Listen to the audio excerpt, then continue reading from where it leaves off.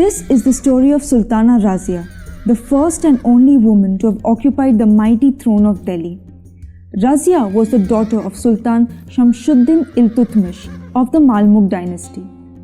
In the year 1236, Sultan Shamshuddin returned to Delhi after crushing a rebellion in Sindh.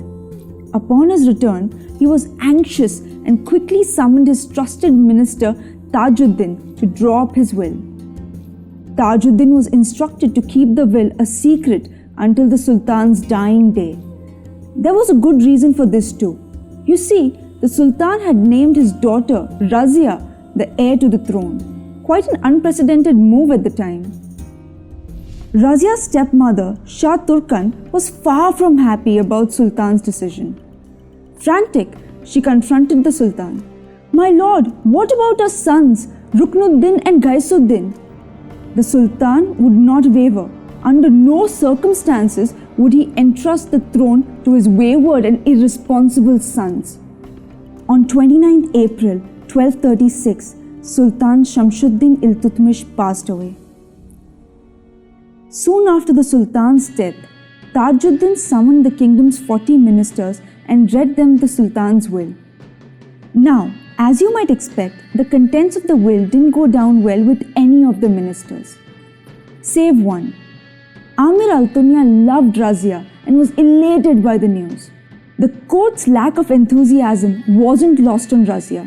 She knew the ministers refused to favor her because she was a woman, and so Razia let her brother Ruknuddin take over the throne and become Sultan in her stead. It was soon apparent that the late Sultan Iltutmish wasn't wrong in distrusting his son's ability to rule. Young Ruknuddin displayed no interest in the matters of the kingdom. He ignored his duties as an emperor and whiled away his time indulging in worldly pleasures. Meanwhile, Altunia wasn't happy with Razia's decision to give up the throne. Not one bit. But Razia reasoned with him. "You're too good to me. However, this isn't the time to be reckless. If God wants me to rule, no one can stop me." With time, Razia's popularity with the masses started growing, and so did her stepmother's jealousy. Finally, Shah Turkan came up with a sinister plan to eliminate Razia once and for all. Late one night, a deep hole was dug into the ground where Razia went horse riding every day. Fortunately, Yaqut, the keeper of the stables, witnessed the suspicious activity and rushed to alert Razia. The next day, Razia galloped into the ground with a horse and pulled to a stop right before the dangerous ditch. In full view of her subjects, she exposed the plot against her. At that very moment, the young Sultan appeared on the scene. Instead of finding the perpetrators, the Sultan turned on Razia. Not only that, he also threatened to sentence her to death. But Razia wasn't alone this time. The people of the kingdom were with her. They rose in revolt and demanded immediate arrests of Shah Turkan and Sultan Ruknuddin. Suddenly, Saint Kaizimuddin Zaid arrived amidst the crowd and proclaimed that Razia should take the throne and rule over them all. And so, Delhi found its first and only empress, Sultana Razia. As a ruler, Sultana Razia always tried to do right by her people. She routinely rode out into the kingdom to personally check on her subjects' well-being. She commanded armies, built roads, dug wells, and set up schools. The Sultana also took a massive interest in various art forms and welcomed poets, musicians, and scholars to perform at her court. While everything in the kingdom was going smoothly, one problem was still looming. The kingdom's ministers weren't happy with her. For starters, they hated the fact that she made regular public appearances without her veil. In fact, one of her ministers, Nizamul Mulk, even insisted that she cover her face like she did when her father was alive. The Sultana's answer to this was simple yet bold. "When my father was alive, I was a mere princess, but now I meet my subjects as their queen." When Sultana Razia abolished the jizya tax imposed on her non-Muslim subjects, the ministers felt this was way too big a line to cross. According to them, abolishing the tax would weaken their authority over the masses, especially over their non-Muslim subjects. The ministers feared that the Sultana's ideology would pose a threat to their way of life. They didn't miss a single chance to criticize her behind her back. At the same time, something far worse was coming her way. Nizam-ul-Mulk was planning to assassinate Sultana Razia. As fate would have it, she was once again saved by an informer. And this time, the informer was none other than her beloved Altunia. The Sultana was quick to act. She had her spies spread a rumor that Nizam-ul-Mulk was planning to negotiate with her and was now her ally. This created a rift between the Nizam and the other ministers.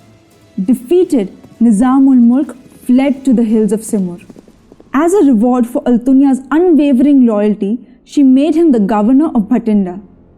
The Sultana's trials were far from over. After Altunia's departure, a strange restlessness gripped the capital. The ministers were now disgruntled that Sultana Razia had raised Yaqut from a simple keeper of the stables to the chief of nobles. The ministers didn't favor him because Yaqut was not a Turk. The Sultana, meanwhile, strongly believed that all Muslims were one, regardless of their birth, sect, or ethnicity.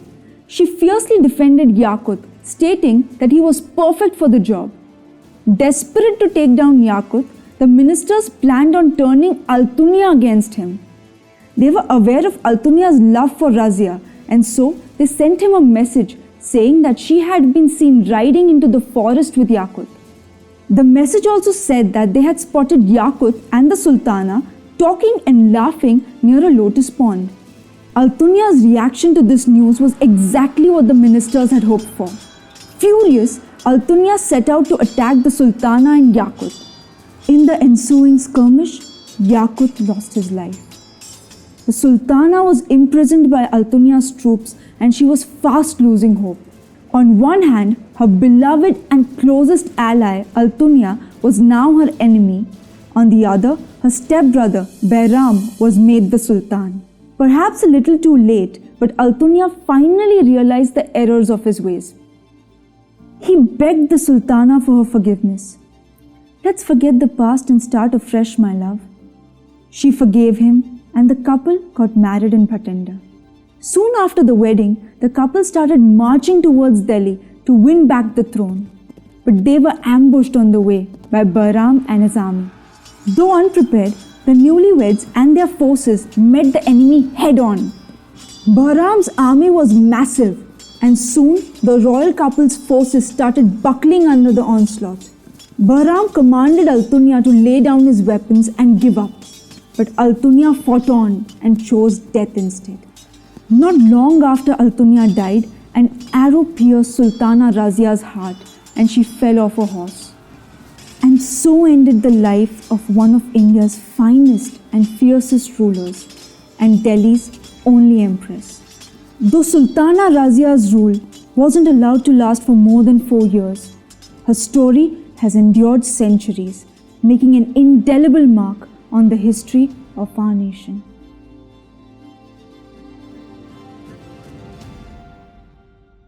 This video was adapted from the comic Sultana Razia. If you liked it, click on the button above to buy the comic. And of course, remember to like and share and subscribe for many incredible stories from India's greatest storyteller.